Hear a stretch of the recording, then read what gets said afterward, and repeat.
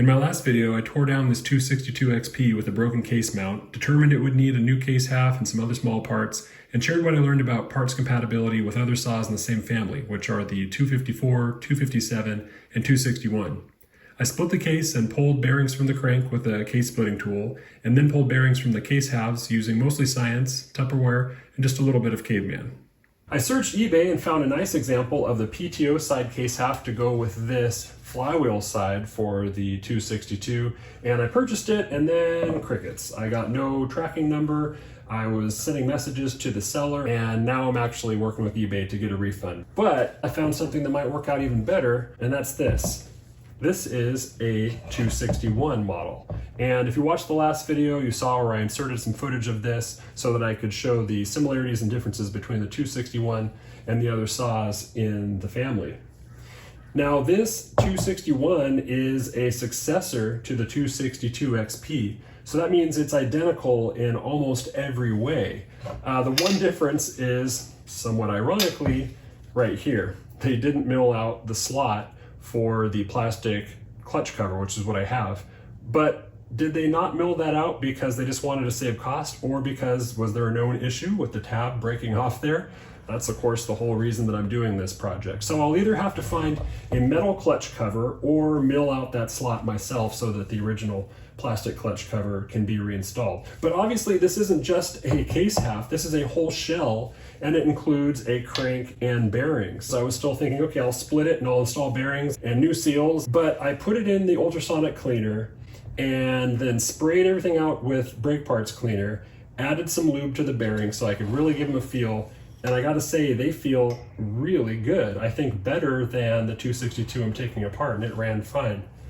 So I tried to find any play in the bearings in any direction. I couldn't even find any end play, and I thought there was supposed to be a little bit. But these bearings feel great, and I think that I can run with them. And that saves me from having to do the work of splitting and reassembling everything. So if this has a good seal for the oil tank with the central gasket, and if these bearings are good like I think, then this will be a much simpler option. Now I will go ahead and film, reinstalling bearings into a case half and onto the crank, just because I want to include that in this video. But I think I'm going to be able to get this done a lot faster by just swapping over all the 262 parts onto this 261 case. So I didn't need to put a bearing back onto the crankshaft for this project, but I do want to demonstrate how it's done. So I've got the case half and a bearing in the oven, a little over 300 degrees Fahrenheit. And I'll just show that I can drop the bearing right down on the crank, and it just drops all the way down. And actually just a moment later, it doesn't come back off. That's how quickly the heat equalizes, but it fell all the way down, no pounding required. So now I'll let these two match up in temperature, and then I'll drop the whole assembly into the case half. In the oven, again, a little over 300 degrees, and then we'll use the case splitter as a base in case I do need to pound on it. But that race is nice and clean, nice and hot. And we'll see if we can just drop it in there one-handed. There you go. It's that easy. When you have the case nice and hot, that opening really grows and the bearing drops right in. So before I took apart the 262, I measured the squish, and that was to get a baseline measurement, and we hit 40 thousandths. But there could be some difference between the manufacturing of these different parts. So what I'm going to do next is assemble this temporarily so I can measure the squish and make sure that I'm at least at 40 or possibly less. To do that, I'll have to install the piston and then install the cylinder on top with the gasket, tighten it down, and take that measurement. So I'll do that now. Okay, got the cylinder installed again. So now I need to put the flywheel on just so that I can turn the crank. It doesn't have to actually be bolted on. And again, we'll take a piece of this thick solder, run it all the way into the end, rotate the engine, and try to measure the gap right all the way over here where the piston meets the top of the cylinder head. It's right there.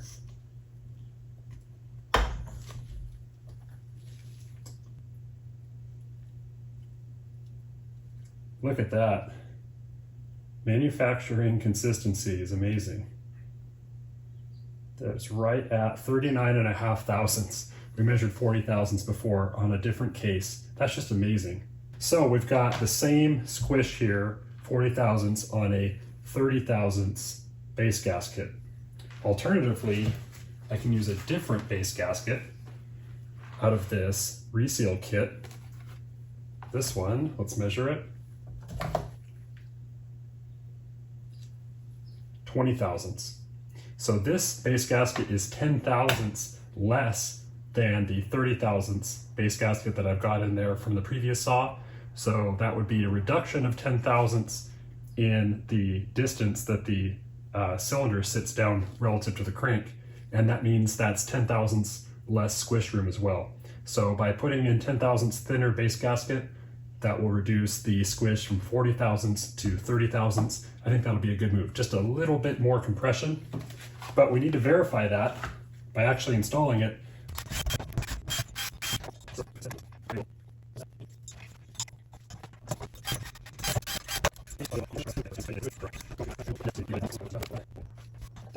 Okay, so not as much difference as I expected, but it looks like about 5 thousandths. So we're at 35, yeah, 35 thousandths now.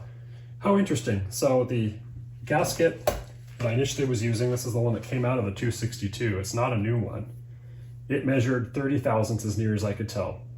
The gasket out of the kit measured 20 thousandths, and so that's a reduction of 10 thousandths. I expected the squish to also go down by 10 thousandths, but we're clearly only seeing a reduction of 5.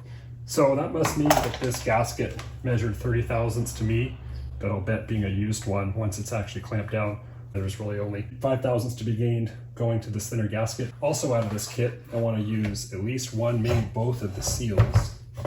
So this seal on the PTO side, it looks new, it looks clean, so I'm actually going to leave that one and just put a new seal on the flywheel side.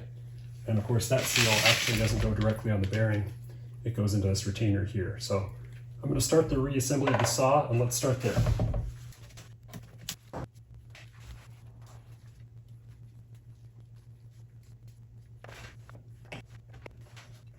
So this seal you can actually just push in by hand, you don't even need a hammer. Let's keep this real clean and use a little bit of lubricant on the shaft to help it slide on.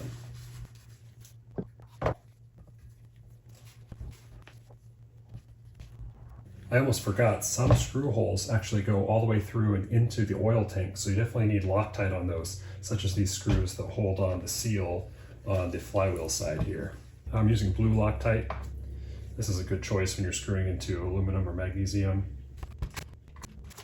Okay, well I do want to do a vacuum test on this engine, make sure that it is sealed up all right. To do that, I need to basically close off the intake and the exhaust.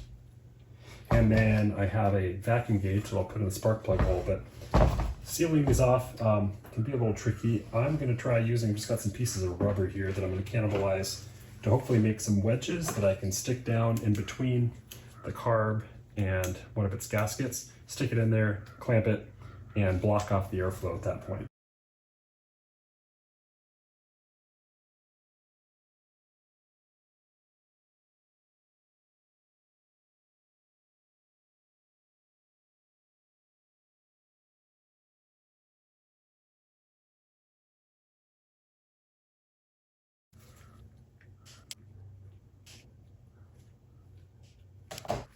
You can buy these actually. You can buy something very similar to what I'm making right now. Probably works a little better, but I just don't have them.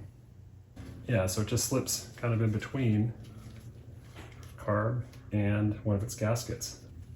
Yep, that'll seal. So let's install the carb with this piece of rubber stuck in there.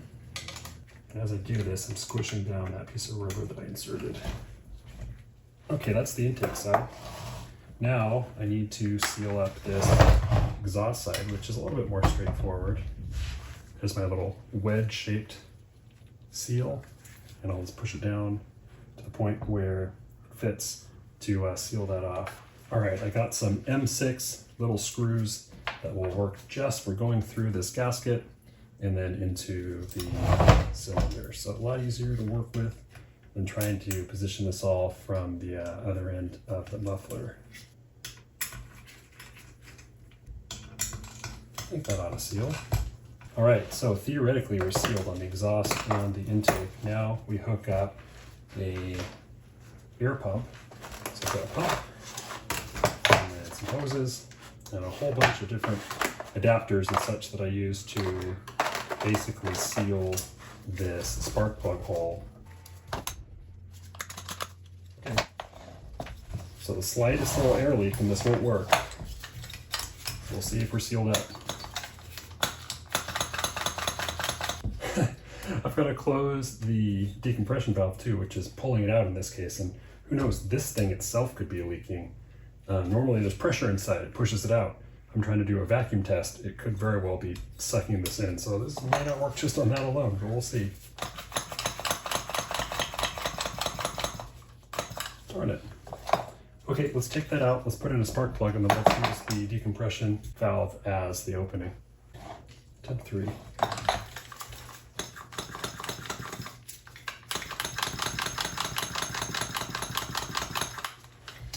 Still no. All right, so we're either leaking from the intake, the exhaust, the spark plug, or the seals. And I really don't want it to be the seals.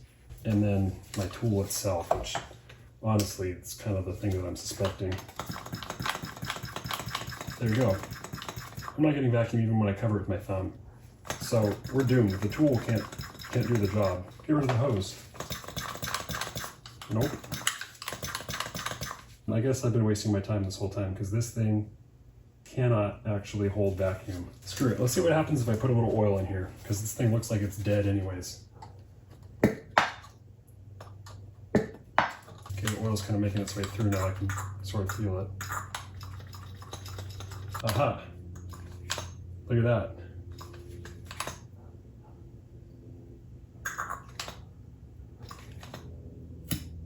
Wasn't doing that before. In the past, the way I've used this is you pump it multiple times to build the vacuum. I think I'm just getting lucky that it like kind of works at certain points in the stroke. So if I'm holding it, it kind of holds pressure, kind of. All right, this is gonna be the best I can do. I got zip ties holding the hoses. I got these rubber pieces inserted as hard as I can. It goes up over 10 and then it drops. Oh, hey, look at that. Oh, hey, look at that.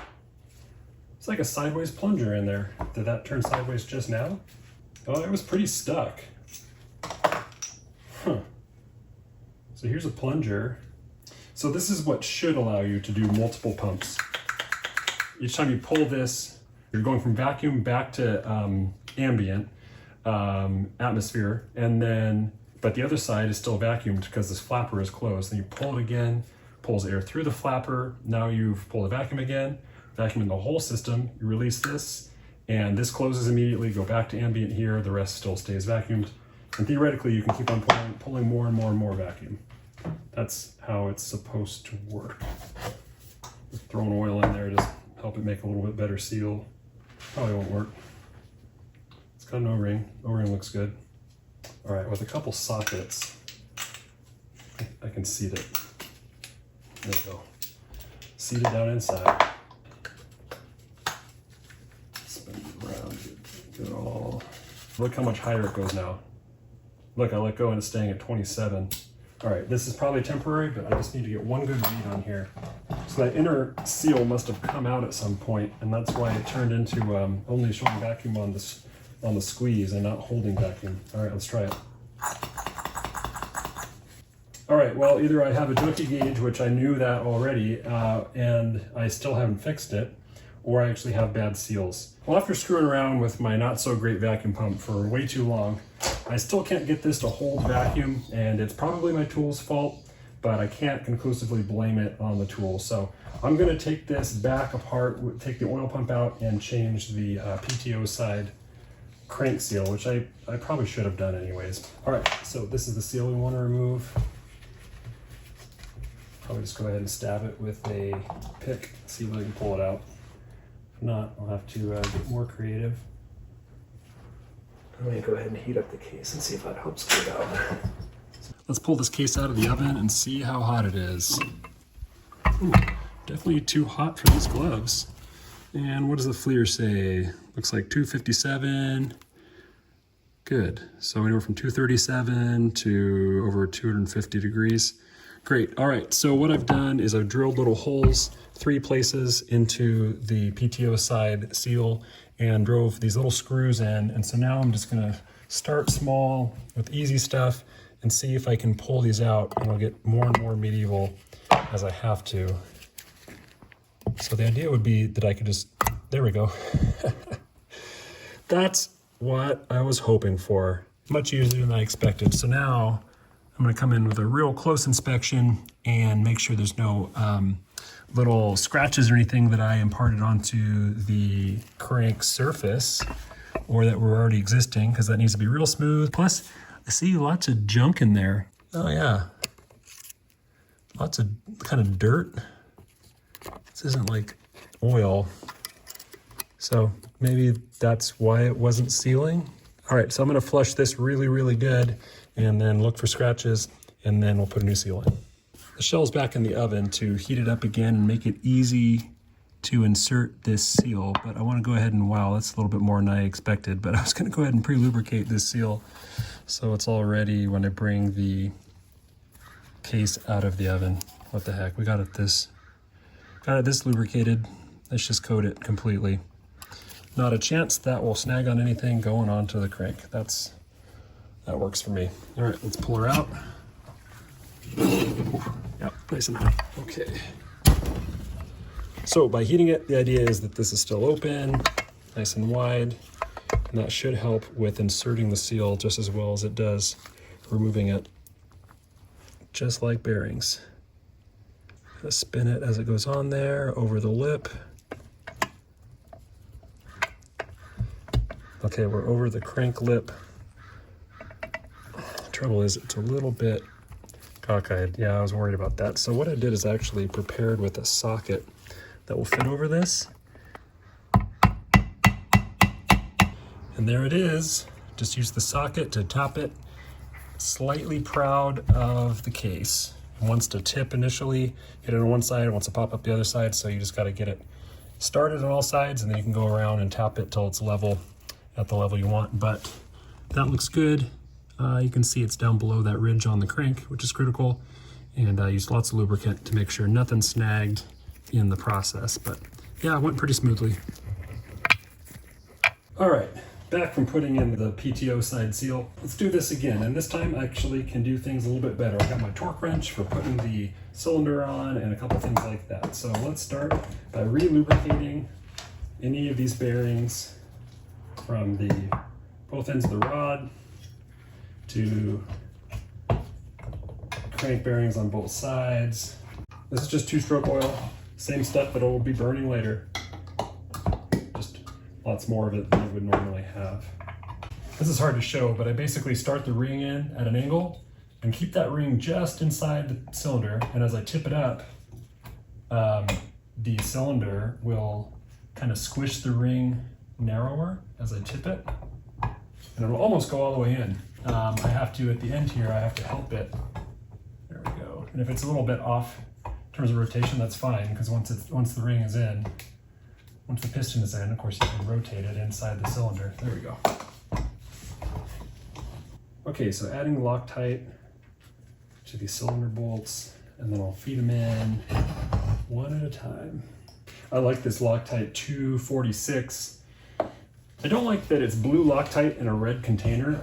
I don't understand what kind of joke that is that they're playing on all of us, but I do like the product once it comes out of the container. It's definitely blue. Good holding power, but it can be taken apart. And I like that it's like kind of a gel.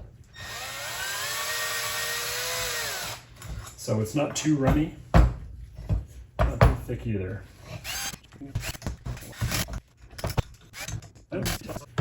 All right, so I've got my torque wrench set to 10 Newton meters. So we'll start going around and tightening these down. Let's check our final squish.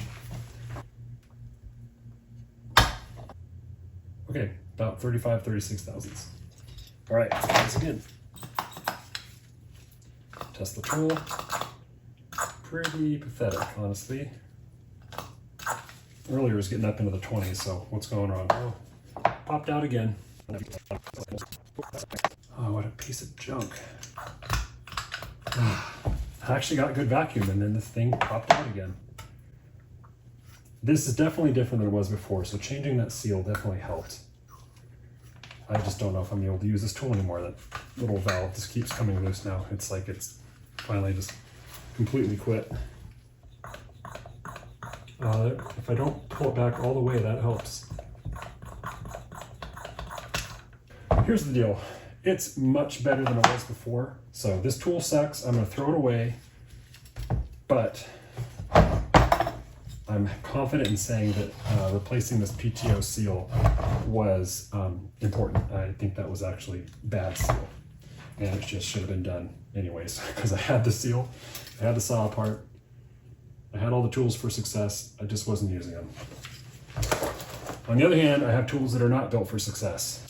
So we'll pop out this rubber seal. You can see it was in fact sealing the whole way around. Pretty cool. Okay, now we can resume the reassembly. So I'd like to get this all together, get it running, all that kind of stuff, and then I'll come back and figure out what to do with this back tab. The problem with the chain catcher is pretty easy to see from this angle. Basically the tab that it mounts on is just all twisted up. So I think I have a way I can fix that using this little adjuster. Just going to tighten it around there and rotate. This is aluminum, so you don't want to push your luck. Definitely already fatigued from the previous bend, but that's looking pretty straight. Right back where it should be, and I'll tell you as a bonus, this one actually has good threads in the case, whereas I was going to have to drill out and tap to the next size on the original case, so that worked out great.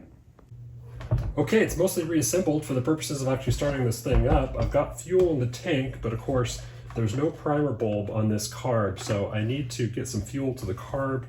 To do that, I've got the spark plug out. I think this should work. I'm just going to give it some strokes to hopefully create enough pulse below the piston to drive the diaphragm on the carb and hopefully suck up some fuel. I don't know if this will work.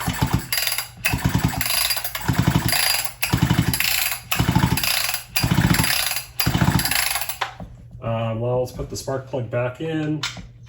Like I say, I don't know if that'll actually create enough pressure to drive the carb diaphragm through that pulse port, but worth a try. So spark plug back in, connected, kill switch off, choke on. Let's give it a go. Ooh, yeah, that's got some compression to it. Good news. But let's put in the decompression port and give her a go. Oh, good.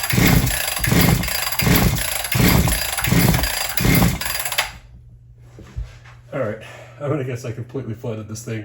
So I'll take the spark plug out and let it sit for a while. First, let me just clear things the old-fashioned way by holding down the throttle a few strokes. Oh, there it goes. I think I just cleared the flooded condition. Let's try it. Nothing on the throttle. Choke on and off. So we set the high idle.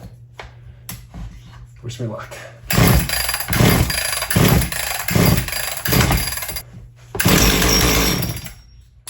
There we go.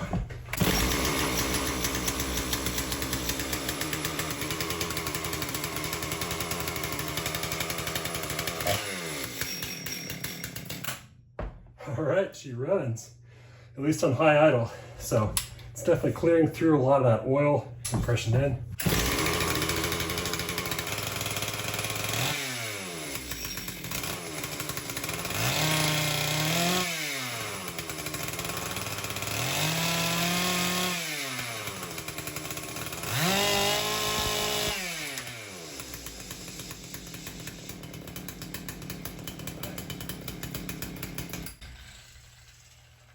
Well, good news, bad news. I just threw the center of the clutch out. It must not have been tight enough, but that I can deal with. Good news is this sucker is running. All right, I'm gonna clean it up, let it cool down, see if I can do a normal startup procedure, choke on and all that, but I'm stoked to see this. Okay, now it's time to think about getting this case modified so that it can accept this tab on the plastic clutch cover. It turns out you can't really find these in plastic or metal these days, so I'm just gonna modify the case so that I can use the original. So really, I just have to find the spot where that slot is needed, right down there at the base, and figure out a way to cut into there and mill just a nice little slot, hopefully the minimal slot that I can make to retain as much strength here as I can so that this clutch cover can slide in there just like OEM. So my plan is to use this cutoff wheel to initially punch through and then use this little file to open up the slot to be just like this one on the 257 that I have for reference here. So I'm going to look at this and make the same thing on here.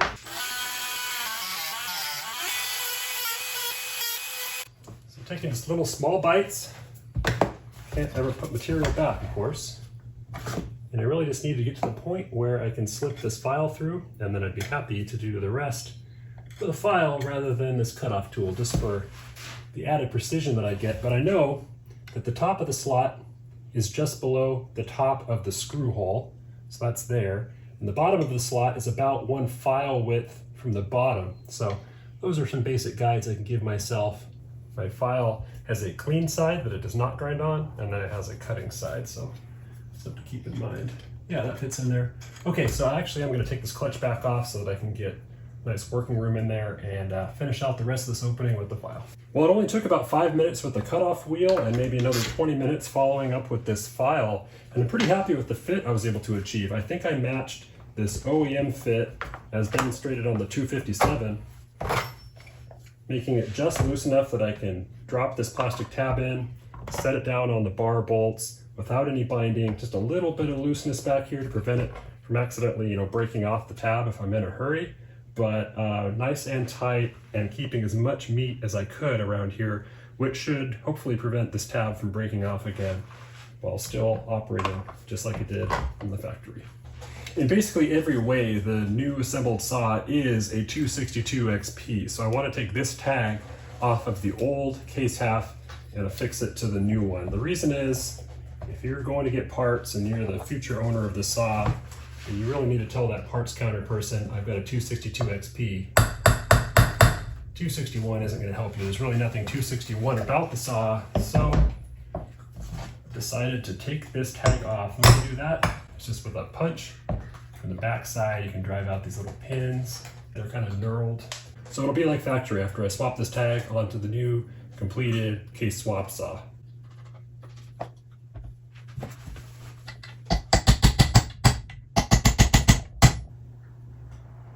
Let's go ahead and check the compression.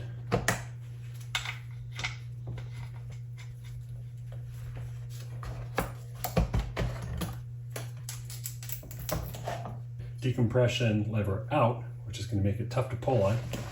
That's kind of the whole point. Here we go.